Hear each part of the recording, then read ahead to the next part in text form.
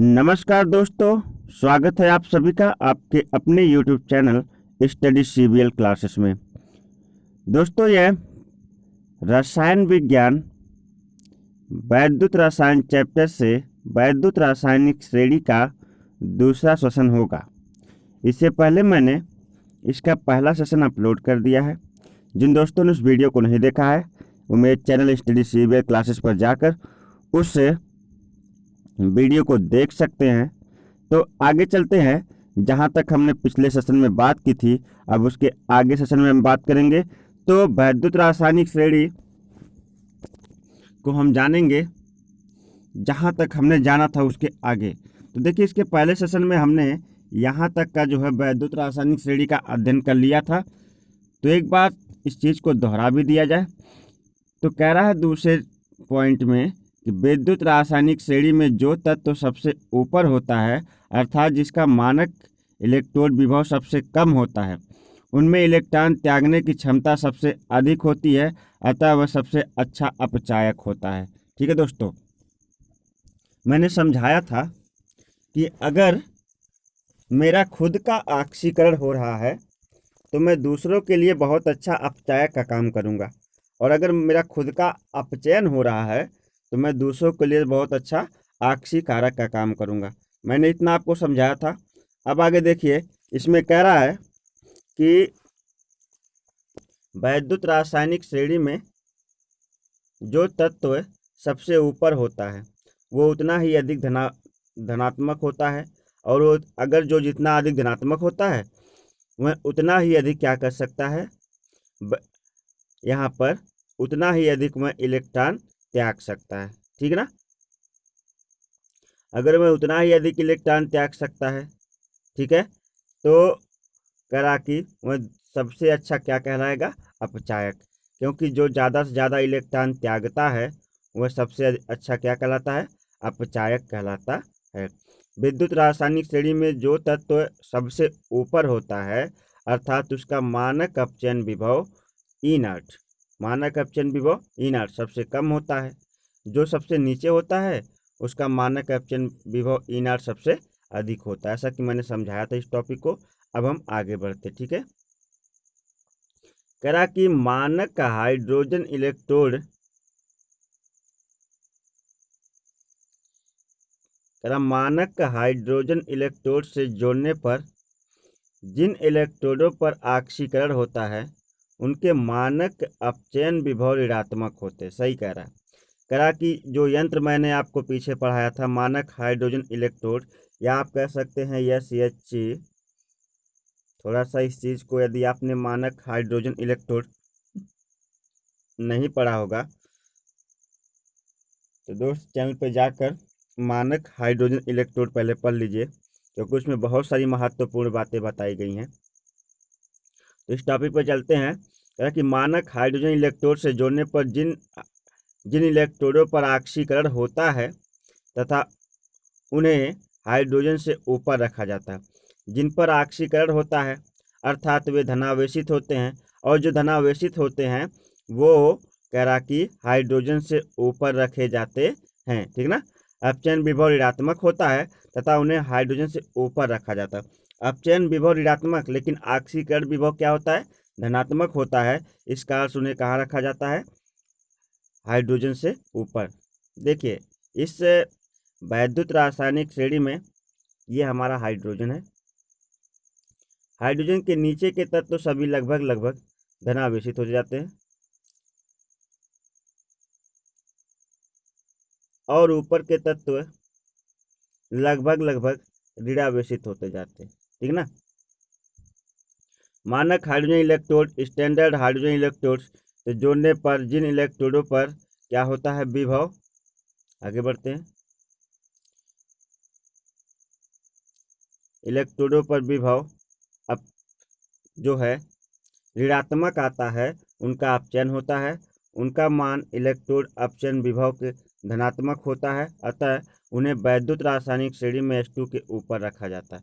कह रहा है कि जो जितना अधिक इलेक्ट्रॉन ग्रहण कर सकता है ना, वह जो है उसका मान जो है, जो जितना अधिक इलेक्ट्रॉन क्या कर सकता है, ग्रहण कर सकता है वह वैद्युत रासायनिक श्रेणी में हाइड्रोजन से ऊपर रखा जाता है, और जो जितना अधिक इलेक्ट्रॉन त्याग सकता है वह वैद्युत रासायनिक श्रेणी में नीचे रखा जाता है। चलिए अब समझाते हैं कैसे। यदि किसी तत्व पर, जैसे मानिए आपके पास एल्यूमिनियम के 3 पॉजिटिव लगे हुए हैं, तो वैद्युत रासायनिक श्रेणी का उद्देश्य होता है कि इन धनायनों को समाप्त करके कैसा हो जाए, यह एक एल्यूमिनियम केवल Al एक धातु में क्या हो जाए, परिवर्तित हो जाए। इसके लिए इसके पास एक प्लस है, तो वह एक इलेक्ट्रॉन ग्रहण करके अपने एक प्लस को खत्म करेगा, दूसरा इलेक्ट्रॉन ग्रहण करके अपने दूसरे प्लस को खत्म कर देगा, और तीसरा इलेक्ट्रॉन ग्रहण करके अपने तीसरे प्लस को क्या कर देगा, खत्म कर देगा। और यह एल्यूमिनियम आयन से फिर क्या बन जाएगा, एल्यूमिनियम धातु। तो वैद्युत रासायनिक श्रेणी में जो तत्व जितना अधिक धनावेशित है वो उतने ही अधिक इलेक्ट्रॉन ग्रहण कर सकता है, और जो तत्व जितना अधिक ऋणावेशित है वो उतने ही कम इलेक्ट्रॉन उतने ही ज़्यादा इलेक्ट्रॉन क्या कर सकता है, त्याग सकता है। ठीक है दोस्तों, तो कह रहा कि अब देखिए यहाँ से वैद्युत रासायनिक श्रेणी के अनुप्रयोग आपको समझा देते हैं। नंबर 1, धातुओं की क्रियाशीलता की तुलना। धातुओं की क्रियाशीलता की तुलना कह कि वैद्युत रासायनिक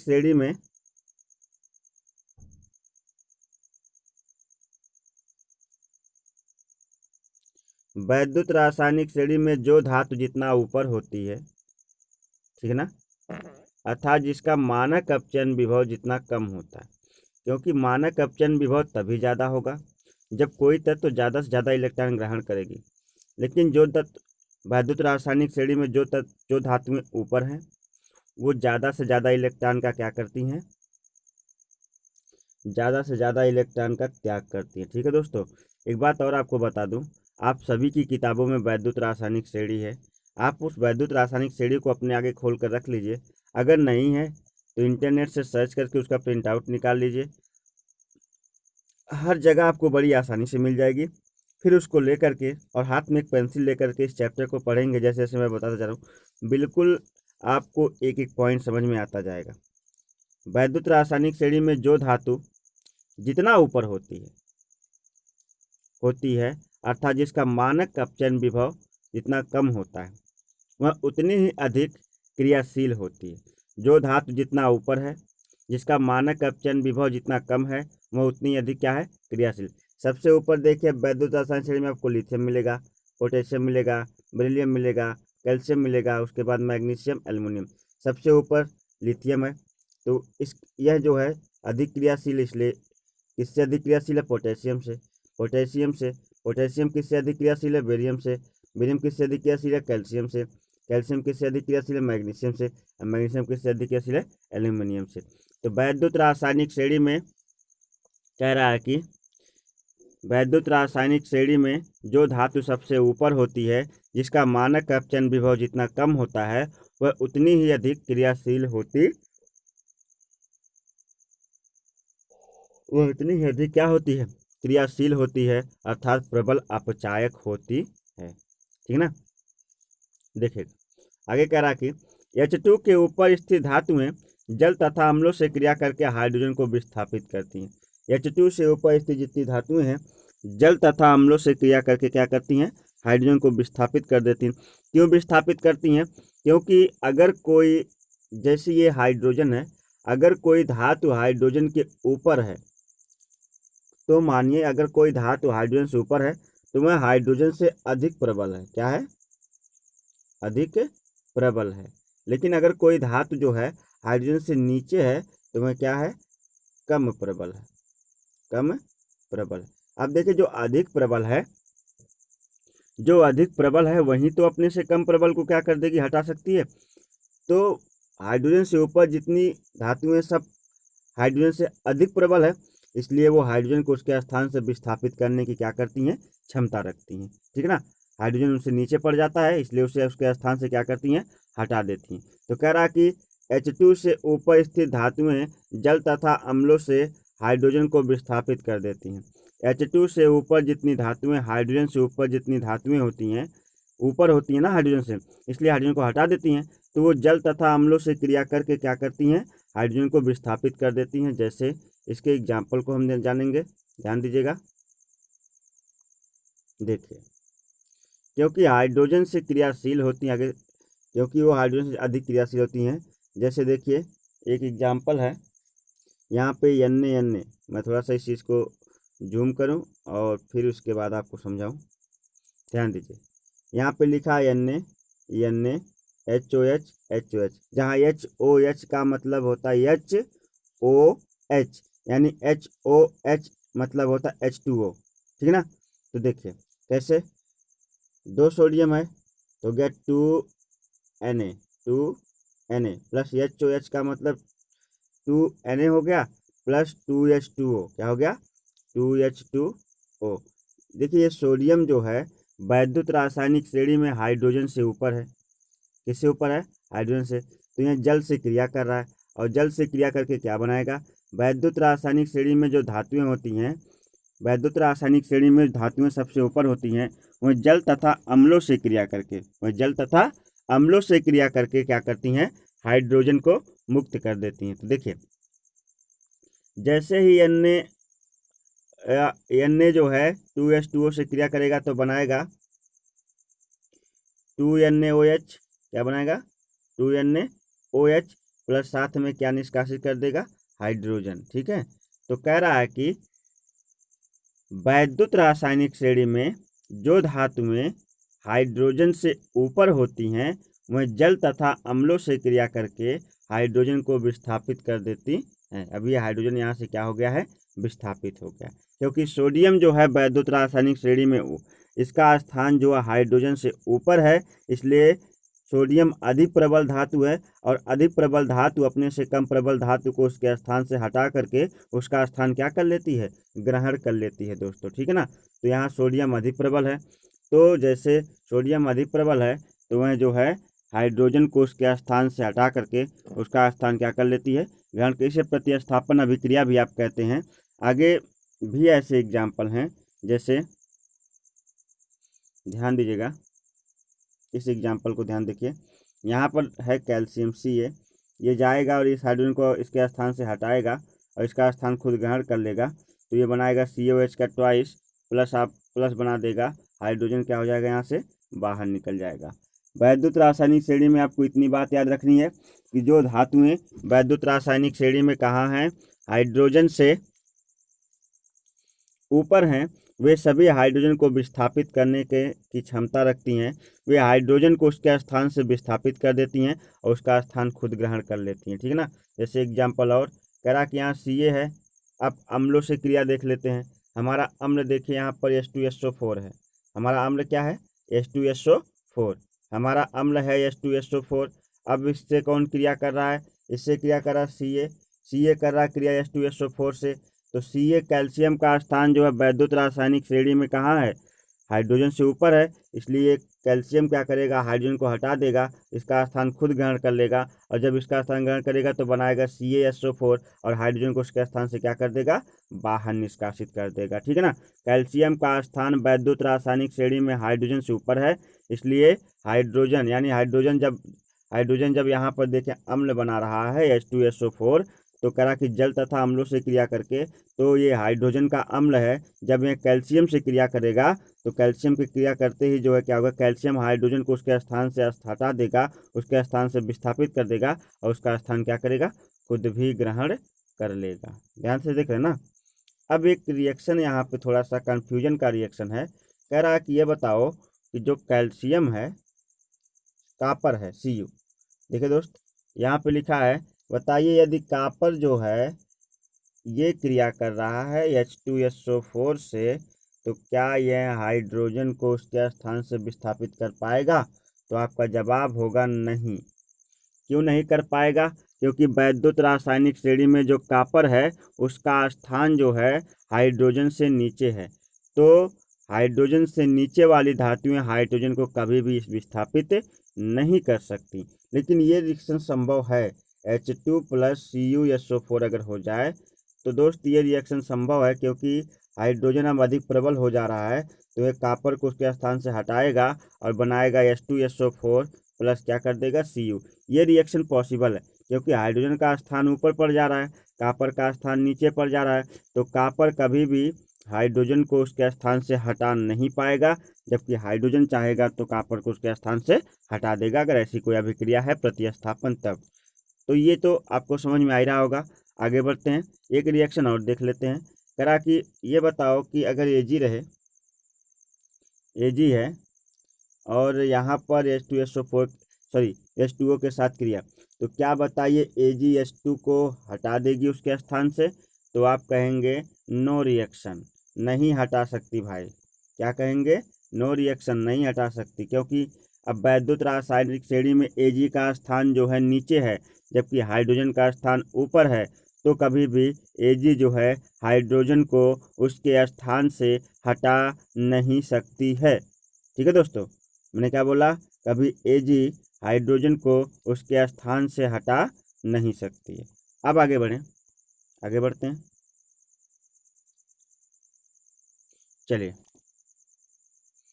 कह रहा विद्युत रासायनिक श्रेणी में जो धातुएं अधिक ऊपर होती हैं, जो ज़्यादा अधिक ऊपर है ना, जिनके ई नाट बहुत कम है, क्योंकि जिसके मानक अपचन विभव कम है, क्योंकि मानक अपचन विभव तभी बढ़ेगा जब धातुएं इलेक्ट्रॉन क्या करती जाएंगी? ग्रहण करती जाएंगी ना। बहुत कम है, वे ठंडे जल से ही क्रिया करके यानी जल से हाइड्रोजन को मुक्त कर देती हैं।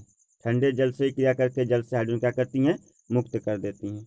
चलिए, वे धातुएं जो विद्युत रासायनिक श्रेणी में हाइड्रोजन से ऊपर हैं, हाइड्रोजन से ऊपर हैं, जो विद्युत रासायनिक श्रेणी में हाइड्रोजन से ऊपर हैं, वे जैसे Fe है, Pb है, SnNi है आदि, ये जो है हाइड्रोजन से ऊपर हैं।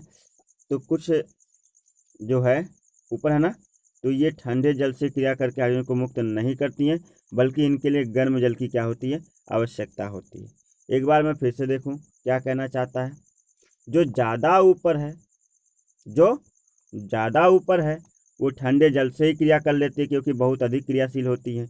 और जो कुछ ऊपर है हाइड्रोजन से, उनके लिए गर्म जल की क्या होती है? आवश्यकता पड़ती है। ठीक है दोस्तों, जैसे ज़्यादा ऊपर में मैं एक बात करूं, तो जैसे मानिए आपका सोडियम Na है, Na बहुत ज़्यादा ऊपर है किसके? हाइड्रोजन के। यह क्रिया कर रहा है किससे? जल से क्रिया कर रहा है, ठंडे जल से क्रिया कर रहा है। और जैसे यह ठंडे जल से क्रिया करेगा तो तुरंत यह बना देगा 2NaOH, क्रिया तुरंत हो जाएगी, क्योंकि जो 2NaOH तुरंत क्रिया कर लेगा। ऐसा इसलिए होगा क्योंकि वैद्युत रासायनिक श्रेणी में जो धातुएं जितना अधिक ऊपर हैं वह उतना ही अधिक क्रियाशील हैं, और जब वह जो है जल के साथ, ठंडे जल के साथ ज़्यादा क्रियाशील, इसलिए ठंडे जल से ही बहुत तेज़ी से क्रिया कर लेंगी, और ठंडे जल से क्रिया करने के बाद बना देंगी 2NaOH प्लस हाइड्रोजन को क्या कर देंगी? वहाँ से विस्थापित कर देंगे। लेकिन जो धातुएं कुछ ही ऊपर हैं, मतलब हाइड्रोजन से 2-4 तत्व ऊपर जो धातुएं हैं, वो जो है ठंड उतनी अधिक, क्योंकि ऊपर से नीचे तक आएंगे तो क्रियाशीलता भी घटती जाती है। ठीक है ना, जब क्रियाशीलता घटेगी तो उनके पास हाइड्रोजन को विस्थापित करने की क्षमता भी क्या रह जाएगी? कम रह जाएगी। तो इसलिए कह रहा कि वैद्युत रासायनिक श्रेणी में जो धातुएं जो हैं जितना अधिक ऊपर हैं वो उतना अधिक क्रियाशील है, और जब अधिक क्रियाशील है तो ठंडे जल से क्रिया करके क्या करती हैं? जल से हाइड्रोजन को मुक्त कर देती। लेकिन कह रहा कि जो धातुएं क्या है वैद्युत रासायनिक श्रेणी में थोड़ा ही ऊपर हैं हाइड्रोजन से, वो जो है ठंडे जल नहीं बल्कि इनको गर्म जल से इनकी क्या करनी पड़ती है? क्रिया करानी पड़ती है। जैसे देखिए, कह रहा है कि जैसे ये जो Fe आपको दिख रहा है, ये वैद्युत रासायनिक श्रेणी में थोड़ा ही क्या है? ऊपर है। तो कह रहा कि Fe जो है, Fe और यहाँ पर लिखा गया है जल की वाष्प, क्योंकि तप्त जल की वाष्प का मतलब है अब ये ठंडा जल नहीं रहा, बल्कि कैसा जल हो गया है? जल की वाष्प, गर्म जल हो गया। अब इसकी क्रिया जब हम किससे करा देंगे? अब जब इसकी क्रिया हम कराएंगे किससे? जल से। Fe की क्रिया अब हम जल से कराएंगे, जल से नहीं बल्कि जल की भाप से कराएंगे, जल वाष्प से कराएंगे। क्योंकि अब क्या देखना है? अब देखना है ठंडे जल से नहीं, क्योंकि यह धातु जो है हाइड्रोजन से थोड़ा ही ऊपर है, इसलिए हमने क्या किया? इसकी क्रिया जो है जल की भाप से कराया, तो बना दिया Fe3O4 प्लस 4H2। ठीक है ना, यहाँ से इसने हाइड्रोजन मुक्त किया। अगर इसके स्थान पे हम ठंडा जल रखते तो शायद क्रिया नहीं करता, क्योंकि ठंडा जल जो है बहुत ही कम क्या होता है? सॉरी ठंडे जल के साथ ही ये जो है धातुएं क्रिया नहीं कर सकती, क्योंकि हाइड्रोजन से थोड़ी ही ऊपर होती हैं, और जो हाइड्रोजन से ज़्यादा ऊपर होती है वो अधिक क्रियाशील होती हैं, जो हाइड्रोजन से थोड़ी ऊपर होती हैं वो कम क्रियाशील होती हैं। ठीक है ना दोस्तों, आगे बढ़ें। कह रहा कि धातुओं की अपचयन क्षमता, विद्युत रासायनिक श्रेणी में जो धातु जितना ऊपर होती है उसका ई नाट उतना ही कम होता है, और कह रहा कि वह अधिक ही क्रियाशील एवं प्रबल अपचायक होती हैं। वैद्युत रासायनिक श्रेणी में तो एक बात याद रखिए, जो धातु जितना ऊपर है उसका सबसे अधिक ऑक्सीकरण होता है, और जिसका सबसे अधिक ऑक्सीकरण होता है वह दूसरों के लिए प्रबल अपचायक का काम करती है। दूसरों के लिए किसका काम करती है? प्रबल अपचायक का काम करती है। तो जो धातुएं वैद्युत रासायनिक श्रेणी में जितना ऊपर होती हैं वो उसका जो है वो उतना ही कम इलेक्ट्रॉन ग्रहण कर सकती हैं, है ना। वो उतना ही कम क्या कर सकती हैं? इलेक्ट्रॉन ग्रहण कर सकती हैं। ठीक है, अब जब वो उतना ही कम इलेक्ट्रॉन ग्रहण कर सकती हैं तो उनका ई नाट मतलब मानक अपचयन विभव उतना ही कम होगा, क्योंकि मानक अपचयन विभव तो तब बढ़ता जब कोई तत्व कोई धातु ज़्यादा इलेक्ट्रॉन क्या करे? ग्रहण करे। लेकिन ऊपर जो धातुएं उतना ही कम इलेक्ट्रॉन ग्रहण करेंगी। अब जब उतना ही कम इलेक्ट्रॉन ग्रहण करेंगी तो वह जो है उनका मानक अपचयन विभव या उनका ई नाट उतना ही कम होगा, और वह धातु जो है दूसरों के लिए प्रबल अपचायक का काम करेंगी, क्योंकि खुद का उनका क्या होता है? हमेशा ऑक्सीकरण होता है। मैंने बताया था ना, यदि मेरा ऑक्सीकरण हो रहा है तो मैं दूसरों के लिए अपचायक का काम करूंगा, और यदि मेरा अपचयन हो रहा है तो मैं दूसरों के लिए ऑक्सीकारक का काम करूंगा। दोस्त, इसको मैंने बहुत ही बेहतर समझाया था। अब आगे जो है करा कि अधातुओं की क्रियाशीलता या ऑक्सीकारक क्षमता। ठीक है,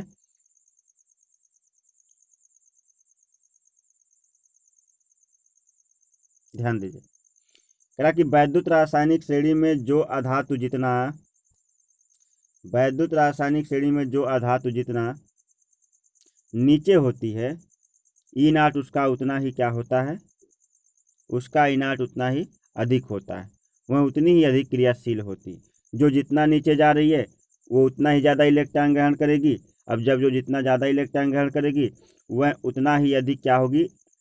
अपचायक होगी, और उतना ही अधिक क्रियाशील हो जाएगी। और अपचायक वह खुद के लिए वह दूसरों के लिए अपचायक का काम करे तो खुद के लिए क्या? एक प्रबल ऑक्सीकारक कहलाएगी, क्योंकि नीचे की जितनी धातु सब धनात्मक हो जाती हैं, धनात्मक, और इनके अंदर इलेक्ट्रॉन त्यागने की क्षमता बहुत क्या होती है? ज़्यादा रहती है। और जो धनावेशित ज़्यादा धनावेशित हैं वो ज़्यादा से ज़्यादा इलेक्ट्रॉन ग्रहण करके क्या करती हैं? एक धातु बनने का प्रयास करती है ना। अब करा कि धातु ऑक्साइडों का उष्मीय अस्थायित्व करा कि धातु ऑक्साइडों के उष्मीय अस्थायित्व का मतलब कि धातु ऑक्साइड का उष्मीय अस्थायित्व विद्युत रासायनिक श्रेणी में ऊपर से नीचे जाने पर घटता है। ऊपर से नीचे जाने पर क्या होता है? घटता है, क्योंकि आपको पता है कि धातुएं विद्युत धनात्मक परावर्ती नीचे आने पर घटती हैं। मतलब इसको मैं समझाता हूँ, जैसे मतलब कि वैद्युत रासायनिक श्रेणी में ऊपर से नीचे जाने पर इनके अस्थायित्व घटते हैं। यानी जो तत्व सबसे ऊपर हैं उनको हमें मतलब गर्म करके उनके अणुओं को तोड़ने में जो है उनका उष्मीय वियोजन करने में अधिक जो है क्या होता है? अधिक जो है ताप की आवश्यकता होती है। लेकिन कितना भी ताप देंगे हो सकता है कि ऊपर की धातुएं जल्दी ना टूटे, जबकि नीचे की धातुएं जो है जल्दी क्या हो जाए? गर्म करने पर टूट जाएं। तो उष्मीय अस्थायित्व का मतलब उष्मा पाने के बाद भी जो अस्थायी बनी रहे। तो जो ऊपर की धातुएं हैं वैद्युत रासायनिक श्रेणी में ऊपर से नीचे जाने पर उसका अस्थायित्व क्या होता जाता है? घटता चला जाता है। इसमें जो है यानी ऊपर की धातुओं को उठा करके आप गर्म करेंगे, जैसे लिथियम हो गया, पोटेशियम हो गया, इनका उष्मीय अस्थायित्व तो बहुत अधिक है, ये उष्मा पाकर अस्थायी बनी रहती हैं। जबकि जब आप नीचे आते जाएंगे तो जो धातुएं आपको मिलेंगी वो बहुत ही आसानी से गर्म करने के बाद क्या हो जाएंगी? टूट जाएंगी। कॉपर से नीचे की धातुएं ऑक्साइड बहुत कम अस्थायी होती हैं, केवल इन्हें गर्म करने मात्र क्या हो जाती हैं, अपघटित। क्योंकि कॉपर जो है वैद्युत रासायनिक श्रेणी में बहुत नीचे है, ठीक है ना, ये हाइड्रोजन से भी नीचे है, इसलिए जो है इसे गर्म करने पर ये क्या होता है, अपने आयनों में अपघटित हो जाता है। ठीक है दोस्तों, एक और नेक्स्ट, जैसे देखिए ऊष्मीय वियोजन में कह रहा कि ये Ag जो है वैद्युत रासायनिक श्रेणी में काफ़ी नीचे है, काफ़ी नीचे है, और काफ़ी नीचे इसे यहाँ पे देखिए, यहाँ देखिए काफ़ी नीचे होने का यहाँ पे इसे गर्म किया जा रहा है। जब Ag को गर्म किया जा रहा है तो ये क्या हो जा रहा है, टूट जा रहा है। यहाँ पर हाइड्रोजन जो है यानी 2HgO यानी मरकरी, ये भी काफ़ी नीचे है, इसको भी गर्म किया गया, टूट गई। लेकिन इसी के स्थान पर अगर हम BaNa जो कि वैद्युत रासायनिक श्रेणी में बहुत ऊपर धातुएं हैं, यदि हम उन्हें जो है क्या करते हैं, गर्म करते हैं, तो नो रिएक्शन लिख रहा है, ये टूटेंगी नहीं। तो वैद्युत रासायनिक श्रेणी में इससे निष्कर्ष निकलता है कि वैद्युत रासायनिक श्रेणी में जो धातुएं जितना अधिक ऊपर होती हैं उनका स्थायित्व तो उतना ही अधिक होता है, अतः उन्हें गर्म करने पर वह जो है आसानी से नहीं टूटती हैं। जबकि जो धातुएं जितना नीचे होती हैं उनका स्थायित्व तो उतना ही क्या होता है, कम होता है, और वो जो है गर्म करने पर बहुत ही आसानी से टूट जाती हैं। ठीक है, अब जो है वैद्युत अपघटन में उत्पाद ज्ञात करने पर, यदि विद्युत अपघटन की क्रिया 2 प्रकार या उससे अधिक से ज़्यादा प्रकार धनायन उपस्थित होते हैं तो कैथोड पर धनायन तथा मुक्त होते हैं तथा इनका E0 अधिक होता है, E0 अधिक होता है। इसी प्रकार से यानी कहने का मतलब किसी भी उपकरण में जब आप विद्युत धारा प्रवाहित करते हैं तो कैथोड पर जो है, कैथोड पर खूंटी पर जो है धनायन आपको मिलेगा और एनोड खूंटी पर क्या करेगा, आपको प्राप्त होगा ऋणायन। तो दोस्तों आज उम्मीद करता हूँ आज मैंने वैद्युत रसायन का पूरा चैप्टर जो है समाप्त कर दिया है। ये हमारा अंतिम सेशन था वैद्युत रसायन का। इससे पहले मैंने जो है विलेन के कुछ टॉपिक्स डाले थे। अब वैद्युत रसायन पूरा का पूरा चैप्टर कवर किया है 12वीं का। कोई भी टॉपिक में आपको डाउट हो तो आप मेरे चैनल पर जाकर पूरा वैद्युत रसायन पा सकते हैं। और दोस्त आप जो है वीडियो को पूरा देखा करिए, वीडियो को स्किप मत किया करिए, और साथ ही साथ चैनल को ज़्यादा से ज़्यादा लाइक किया करिए, और चैनल को अपने दोस्तों तक सब्सक्राइब करिए और उनसे भी सब्सक्राइब करने को कहिए। ठीक है दोस्तों, आपकी इतनी जिम्मेदारी बनती है। और साथ ही साथ जो है यदि आपको वीडियो अच्छी लगती हो तो इसे ज़्यादा से ज़्यादा लाइक करें और अच्छे प्यारे प्यारे कमेंट्स करें। जो आपको समझ में ना आए वो भी आप कमेंट्स करके पूछ सकते हैं, मैं फिर से विस्तृत समझाने का प्रयास करूँगा। अब मिलता हूँ एक नई वीडियो के साथ, तब तक के लिए नमस्कार, बाय बाय, जय हिंद, वंदे मातरम।